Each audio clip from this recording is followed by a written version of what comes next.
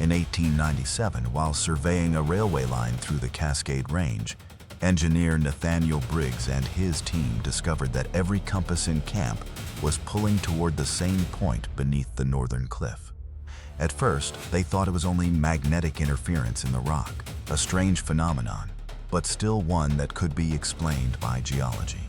But when the first drill bit pierced the stone at that exact location, what came out from inside was not dust, not moisture, but a stream of cold air, as if it had been trapped beneath the mountain for centuries.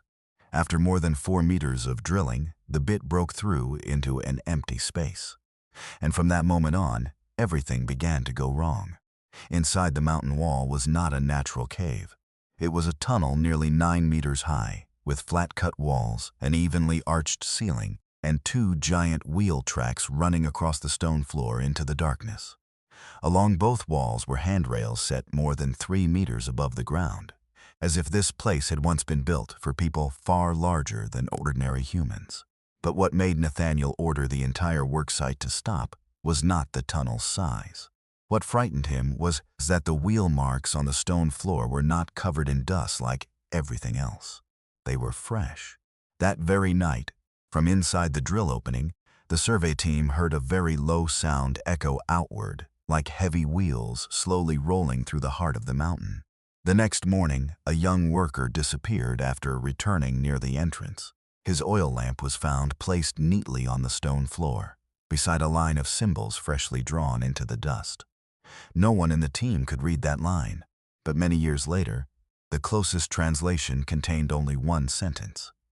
"This road is no longer safe for the small people." Who built that tunnel beneath the Cascade Range? Why did it lie directly under the railway line humans were about to build? And if that place had been buried for a very long time, what was still passing through it in the dark? Nathaniel Briggs was not a man who easily believed in strange stories. He was born in 1858 in Ohio, raised in a family of mechanics, and later studied bridge and road engineering during the rapid expansion of American railroads toward the west. By the late 1890s, Nathaniel had nearly 20 years of experience surveying terrain, measuring grades, calculating bridge loads, selecting tunnel routes, and dealing with dangerous mountain sections. For men like Nathaniel, the world was not understood through feelings. It was understood through numbers. A mountain was elevation, slope, rock structure, and drilling cost. A valley was distance, settlement risk, and the placement of bridge supports. A good railway line was one straight enough for trains to run fast, stable enough to carry weight, and cheap enough for a company to approve. That is why his later notes became so important. Nathaniel did not write like a superstitious man. He did not use the word monster, did not write about curses, and did not turn the tunnel into folklore. In the early pages of his survey book, everything was data: angles, elevation, weather, wind direction, stone type, and marker positions. He was working for a railroad company that wanted to open a new route through part of the Cascade Range. If completed, the line would shorten the transport time for lumber, ore, and freight moving from the mountain regions down toward the western ports. The company wanted the survey completed as quickly as possible because every month of delay meant a large financial loss. Nathaniel's team had 14 men, an assistant engineer, survey workers, drillers, a guide, a cook, and several haulers. They set up camp near a tall rock wall where the terrain map suggested that a short tunnel could be cut through the mountainside instead of forcing the line to loop down into the valley. At first, everything was normal. The rock in the area was hard but stable. The slope was favorable. There were no serious signs of landslide risk. To the naked eye, it was an ideal point to begin the survey. But on the 6th day, the compasses began to fail. Not one compass, not one careless reading. Every compass in the team pulled toward the same point beneath the northern cliff. Nathaniel checked the instruments, changed the measurement positions, and ordered his assistant engineers to record their readings separately. The result remained the same. The needles were not merely disturbed. They were being drawn toward a specific point, as if the mountain contained a large mass of metal or some structure strong enough to disturb the local magnetic field. Ordinarily, a railroad engineer might ignore such a phenomenon if it did not affect the main route. Nathaniel did not. He believed that anything large enough to pull every compass off course was important enough to examine before blasting began. He ordered a test drill, and that decision opened something his team was never supposed to find. The test drilling began on the morning of August 17, 1897. The chosen point was about 2 meters below the cliff face where the compass pull was strongest. At first, it looked like an ordinary survey drill. The bit cut through the outer rock, stone dust fell in bursts, and the sound echoed evenly through the cold mountain air. After a little more than 4 meters, the sound changed. The drillers noticed it first. When a bit moves through solid stone, the sound is heavy and steady. This time, it suddenly became hollow, as if the bit had pierced the shell of a much larger empty space. A second later, cold air rushed out through the hole, strong enough to make the nearby oil lamp sway. That air did not smell like the air inside a natural cave. It was drier, colder, and carried the scent of old metal mixed with damp stone. One worker said it smelled like rails after rain. Another said it smelled like a mine that had been sealed for a long time. Nathaniel wrote it more simply: interior air is circulating, not a sealed pocket. They widened the drill opening for several hours. By afternoon, the gap was large enough for a man with a lantern to crawl through. Nathaniel went first. He expected a natural cavern or a stone chamber formed by underground water. But when the oil lamp fell across the opposite wall, he knew immediately that he was wrong. The wall was too flat. There was no water erosion, no stalactites, and no natural cave shape. Inside the mountain was a vast tunnel. Its arched ceiling rose nearly 9 meters high. The walls on both sides were cut straight, leaning slightly inward as if designed to bear the weight above. The stone floor was broad and level. Down the center ran 2 long parallel grooves like wheel marks or ancient tracks worn smooth by time. Nathaniel stood still for a long time. He had surveyed mine tunnels, caverns, old ventilation shafts, and abandoned work sites. But he had never seen anything like this. The tunnel was not the work of local miners. It had no timber supports, no blast marks, no ordinary chisel scars. The stone surfaces were smooth and nearly seamless, as if someone had separated the mountain using a method that left no tool marks behind. When the other workers entered, all of them fell silent. Their oil lamps lit only a small part of the space, but enough to show that its scale did not serve ordinary humans. Handrails ran along the walls at a height of more than 3 meters. Small wall recesses, perhaps once used for lamps, sat nearly 5 meters above the floor. Along the stone surface were broad-worn marks, evenly spaced, like the tracks of a very heavy vehicle. A worker named Jacob Miller knelt to examine the stone floor and said that the dust had been disturbed recently. At first, Nathaniel thought he was imagining it, but when he looked closely, Jacob was right. In the thin layer of dust on the floor, one wheel mark was clearer than the rest. Its edge was sharp. The dust on both sides had been pressed outward. It did not look like a trace left there for centuries. It was fresh. Not necessarily yesterday, not necessarily last week, but certainly not ancient.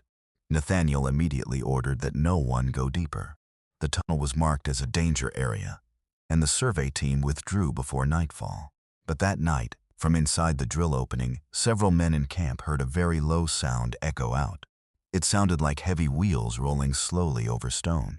The next morning, Nathaniel returned to the tunnel with 3 men: Assistant Engineer Edwin Shaw, Driller Jacob Miller, and Guide Thomas Vale. This time they brought marker rope, large oil lamps, measuring rods, chalk, and a box camera. Nathaniel wanted to document everything before reporting to the company, because he knew no one would believe a 9-meter-high tunnel already existed inside the mountain beneath the planned railway line if he had only words to prove it. They went about 100 meters inside. The tunnel kept almost the same dimensions. Along both walls ran vertical channels that may have served drainage or ventilation. In some places, those channels met arched openings set far above a man's head. When Thomas threw a small stone into one of the openings, they never heard it strike bottom. Only a deep echo came back, as if another larger space lay beyond. Nathaniel measured the floor. The 2 main grooves in the center were wider apart than any railway gauge he knew. Each groove had been worn down several centimeters into the stone, smooth on the surface with no evidence of metal rails ever having been installed. This made him think they were not rails in the modern sense. They were more like wear marks left by wheels made of an extremely hard material, traveling the same route for a very long time. On the right wall, Edwin found the first symbol. It was more than 4 meters above the floor, forcing them to raise a measuring ladder before they could see it clearly. The symbol consisted of 1 horizontal line, 3 vertical lines, and an arch below them. Nathaniel copied it into his notebook without understanding it. 20 meters farther on, they found a second symbol, slightly different but clearly part of the same system. These were not random scratches. They were cut deeply and evenly, all at the same height, like signs. Then, Jacob found the thing that changed the mood of the entire group. It was a handprint in the dust on a low stone slab near the floor. Not a fossilized handprint, not a drawing. A real hand had pressed into the dust, leaving the shape of a palm and 5 fingers. The mark was more than 70 centimeters long. The fingers were slender, jointed, and evenly spaced. It did not look like the claw of a large animal. Not a bear, not any creature known in that region. It looked like a human hand, only far too large. Nathaniel allowed no one to touch it. He placed a ruler beside it and took a photograph. But box cameras of that era required a long exposure, and in the weak light of oil lamps, he was not sure the image would be clear. Still, he recorded the measurements. Hand length approximately 74 centimeters, palm width approximately 31 centimeters. At that point, Edwin began losing control. He said it could be a prank by the workers, or the mark of someone wearing a handmade glove. Nathaniel did not argue. He only asked who could have entered the tunnel before them, been tall enough to carve symbols at a height of 4 meters, and left fresh wheel tracks on the stone floor. No one answered. As they prepared to leave, Thomas saw a new line of symbols in the dust on the left wall. Unlike the deeply carved symbols in the stone, this line had been drawn through a thin layer of dust with a fingertip or a sharp object. The marks were fresh. Dust had been pushed aside on both edges. Nathaniel could not read the symbols, but he copied them carefully. Many years later, a researcher of old languages is said to have seen a copy and offered a rough translation. This road is no longer safe for the small people. If that translation is correct, it changes the entire meaning of the tunnel. It was not only an ancient structure. It was a place still being used, and whoever used it knew very well that small people existed. Nathaniel decided to seal the entrance temporarily and send a preliminary report to the company office. He did not say too much in the first telegram. He only wrote that the survey team had discovered an artificial hollow structure inside the mountain, and that blasting should be suspended until it could be evaluated for safety. He kept the language technical and did not mention the handprint or the symbols. Even so, the company replied quickly, "The schedule must not be delayed unless there was direct evidence of danger." That night, unease spread through the camp. Some workers said they heard rolling sounds from inside the drill opening. Others said a current of air pushed out and then pulled back in, repeating like breath. Nathaniel said it could be pressure differences in a cave system, but he did not fully believe his own explanation. On the 3rd morning after the discovery, Jacob Miller disappeared. Jacob was the youngest of the drillers, 23 years old, strong, quiet, and with no reason to run away. The last time anyone saw him was at daybreak, when he went to retrieve a rock hammer left near the tunnel entrance. He said he would be right back. By breakfast, he had not returned. Nathaniel organized a search immediately. They found Jacob's footprints leading from camp to the drill opening, then into the tunnel. There was no sign of struggle at the entrance. No one had heard a cry. Jacob's oil lamp was found about 70 meters inside, placed neatly on the stone floor, unbroken, with oil still inside. That made no sense to Nathaniel. If Jacob had panicked, the lamp might have fallen. If he had been dragged away, it might have broken or spilled. But it had been set down carefully, as if Jacob had placed it there himself before continuing into the dark. A few meters from the lamp, a new wheel mark cut across Jacob's footprints. This track was deeper than the one from the previous day, with sharper edges, and it ran deeper into the tunnel. Beside it was a long drag mark, as if something heavy had been set down and pulled a short distance. The search team went farther in. The air grew colder. They called Jacob's name many times, but the tunnel swallowed the sound. After about 200 meters, they reached a junction. The main tunnel continued forward, but another branch opened to the left, just as high and completely dark. On the wall of that side passage, Nathaniel saw an arched symbol with a dotted line through its center. Thomas said he heard something from the side passage, something like a human voice very far away, but too low to distinguish words. Edwin demanded that they turn back. Nathaniel wanted to continue, but when they lowered their lamps to the floor, all of them stopped. Jacob's footprints reached the edge of the side passage. Then they ended. There were no return tracks, no running marks, no blood. Only one enormous handprint in the dust beside the wall, as if someone had braced a hand against the ground to bend close to it. And directly beneath that handprint was a new line of symbols drawn in the dust. Nathaniel could not read it, but he copied it. Later, the closest translation was recorded as, "We did not take the small one. The small one followed the call." After that, no one in the team wanted to search farther. Nathaniel objected, but he could not force terrified men to go deeper. They returned to the entrance before nightfall, leaving a marker rope at the junction.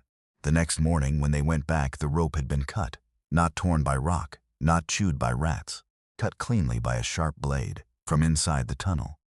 Jacob's disappearance forced the railroad company to send men to the site. 3 days later, a group of carriages arrived at camp. The leader was Charles Wentworth, an executive representative of the company. With him came 2 engineers who were not part of Nathaniel's team and a man in a black coat who gave no title. Wentworth was irritated that the schedule had stopped. He listened to Nathaniel's report, looked at the drill opening, and examined the survey notes. But he did not behave like a man who had just learned that a worker was missing inside an unknown structure. He asked the same question again and again. Would the tunnel interfere with the planned railway line? Nathaniel answered that construction could not continue until they understood the structure beneath them. Blasting could collapse the entire system or open more uncontrollable voids. Wentworth listened, then turned toward the man in the black coat. That man said little. He walked to the drill opening, stood for a long time before the cold air rushing out, and then asked Nathaniel, "How far did you go? Which branch did you reach?" The question made Nathaniel freeze. He had never said in any telegram that the tunnel had branches. Nathaniel asked how the man knew there were branches. The man did not answer. He only reached for the notebook of symbols in Nathaniel's hand. Nathaniel refused. The air turned tense. Wentworth intervened, saying that every record made during the survey was company property. Nathaniel understood then that their real purpose was not to find Jacob. They wanted control of the record. The group entered the tunnel that afternoon, but not everyone was allowed to follow. Only Nathaniel, Wentworth, the 2 unfamiliar engineers, and the man in the black coat went below. They reached the place with the giant handprint. The man in black was not surprised. He looked at it, measured it quickly with a small ruler, and wrote in his own notebook. At the junction where Jacob had disappeared, the man in black stopped longer. He looked at the symbol on the wall and said in a very low voice, "Still the 7th route." Nathaniel heard it clearly. The 7th route. He immediately thought of the numbered symbols, the tunnel branches, and the warning about small people. He asked what the 7th route was. The man in black turned toward him and said, "A passage your company should not have dug into." When they returned to the surface, Wentworth announced the decision. The tunnel entrance would be blasted shut. The planned railway line would be shifted south, at additional cost, but away from the risk. The official report would state that Jacob Miller had disappeared after falling into a rock fissure during survey work. Nathaniel objected. He said Jacob might still be alive. He said the tunnel was an archaeological or technical discovery unlike anything ever found. He said blasting it would destroy evidence. Wentworth answered coldly, "We are not paid to excavate history. We are paid to lay track." That same afternoon, Nathaniel was suspended from duty. The main survey notebook was taken. The box camera was taken on the grounds that the photographs belonged to the company.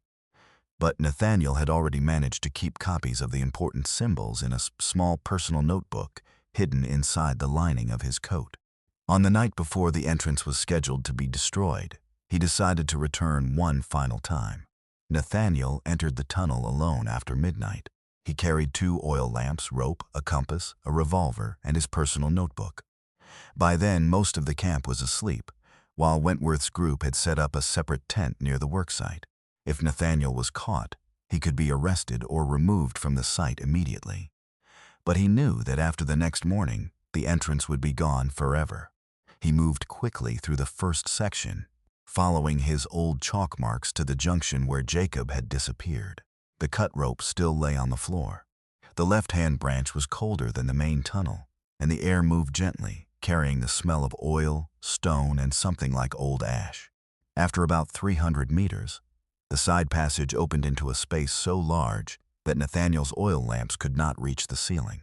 He stood at the edge of a broad stone platform. Ahead was an open area resembling a station hall. Along both sides were raised platforms evenly spaced, like waiting areas for passengers but far larger.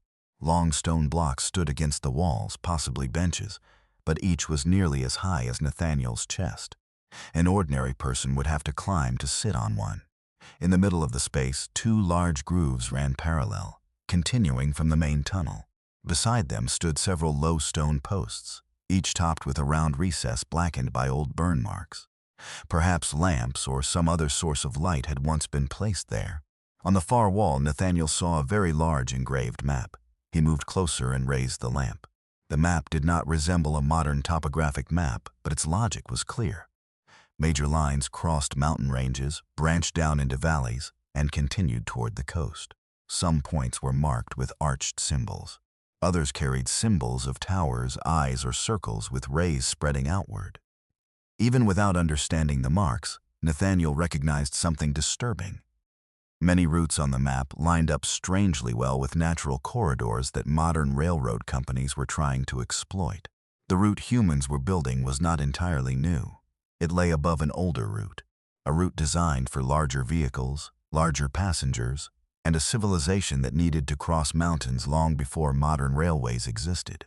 In the lower corner of the map, Nathaniel saw a symbol like an eye inside a doorway. Beside it were the letter F and the number 7, carved in a different system of marks but close enough to the symbols he had copied for him to recognize them. He did not know whether F7 was a person, a route, or a district, but when placed beside other fragments from the same hidden system, F7 seemed to appear near transfer points, transported individuals, or controlled passages. Suddenly, a faint metallic sound came from the far side of the station. Nathaniel lowered one of his lamps. In the darkness, he saw a pale green light appear. It was not oil flame and not fire. The light moved slowly along the central groove, at a height higher than a man's head. Then he saw the shadow of a very tall figure standing beside the track. He could not see its face. He could not tell whether it was male or female. It was only a shape far beyond human proportion, holding something like a signal lamp. The being did not move toward him. It stood still and raised one hand. The gesture was clear. Stop. Nathaniel froze. Then, from a tunnel branch on the right, he heard a voice. Not the voice of a giant, a normal human voice, weak and distant. Nathaniel, it was Jacob's voice. Nathaniel almost stepped forward, but the tall figure immediately lowered the green lamp toward the floor. Its light revealed a new line of symbols in the dust in front of him. Nathaniel could not read them, but he understood the warning from the gesture. Do not go farther. Jacob's voice sounded again, farther this time, as if echoing through many layers of stone. Nathaniel called back, but there was no clear answer. Only a drawn-out sound, like many enormous wheels beginning to move somewhere deep in the tunnels. The figure with the green lamp turned away and walked into the darkness. Nathaniel did not follow. He knew he was standing at the edge of a system he did not understand, a place where Jacob may have followed the call, just as the symbols had said. He did not know whether Jacob was still alive in any human sense. He did not know whether the tall figure was protecting him or keeping him from the truth. But he understood that if he stayed, he would not leave. Before leaving, Nathaniel copied as much of the wall map as he could. He could not reproduce the whole thing. He only managed to record the main routes, several symbols, and the relative position of the underground station. As he left the side passage, a loud knocking sounded behind him. 3 knocks, a pause. 3 knocks, another pause, like a signal, like a warning, or like a farewell. The next morning, the tunnel entrance was blasted shut. The company used more explosives than necessary, causing a large section of the cliff to collapse and bury both the drill opening and the area around it. The official report stated that the survey team had discovered an unstable, hollow fissure that posed a collapse risk, and that destruction had been necessary to protect the worksite. Jacob Miller was listed as missing due to a terrain accident. Nathaniel was fired within a week. The reason given was insubordination and delaying the survey schedule. He tried to send letters to several technical newspapers, but none published them. The letters describing a 9-meter-high tunnel, a 74-centimeter handprint, and an underground station inside the mountain were returned or ignored. One editor wrote privately that if Nathaniel removed the unbelievable details, an article about geological risk might be considered. Nathaniel removed nothing. In the years that followed, he lived quietly. He did not return to work for the large railroad companies, taking only a few small survey jobs. But he continued refining the map he had copied from the underground station. He compared it with railroad lines under construction, geological maps, abandoned mines, and local stories about sounds beneath mountains and strange lights inside caves. The results made him more certain that he had not found a single tunnel. He had found a junction in a system. Some lines on the underground map matched corridors that modern railroads had chosen by accident because the terrain seemed favorable. Some arch symbols lay near old mines where workers had reported stairs too large for humans, stone niches too high, or wheel sounds inside the mountain. Some tower symbols stood near coastal lighthouses, as if the system had once connected mountain routes with routes beneath the sea. And the eye inside the doorway appeared at points Nathaniel called control stations. In 1912, Nathaniel received an unsigned letter. Inside were a small note and a blurred photograph. The photograph showed a very large steel door in the basement of a freight terminal. On the door was the symbol of an eye inside a doorway. On the back of the photograph, someone had written, "You are not the only one who dug into the old route." Nathaniel did not know who sent it, but he understood that it confirmed what he feared most. The railroad company, or the people behind it, did not merely know about the tunnel in the mountain. They had encountered other points of the same system in many places, and instead of revealing them, they had learned how to use them.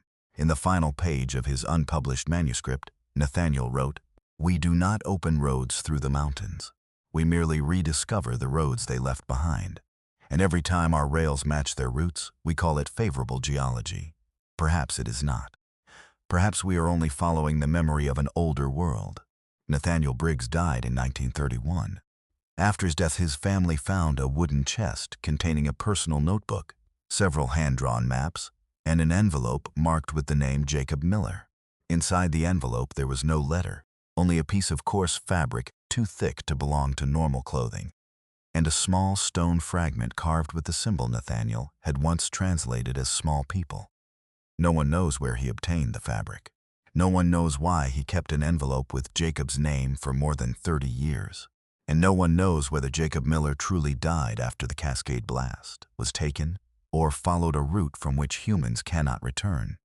If there were only one tunnel 9 meters high, it could be dismissed as a railroad worker's legend. If there were only fresh wheel marks, they could be blamed on confusion in the dark. If there were only a missing worker, it could be recorded as an accident. But when the pieces are placed together, the tunnel with no drill marks, handrails more than 3 meters above the floor, a 74-centimeter handprint, a warning about small people, an underground station in the mountain, a map matching modern railroad corridors, and men who came to recover the records. The story no longer looks like a survey accident. It looks like the moment humans accidentally dug into the exposed edge of an older system, a system not built for us. The railway through the Cascade Range was eventually completed, only shifted south from the original plan. Trains began running a few years later. Passengers looking out the windows saw only mountains, pine forest, rock walls, and wooden bridges.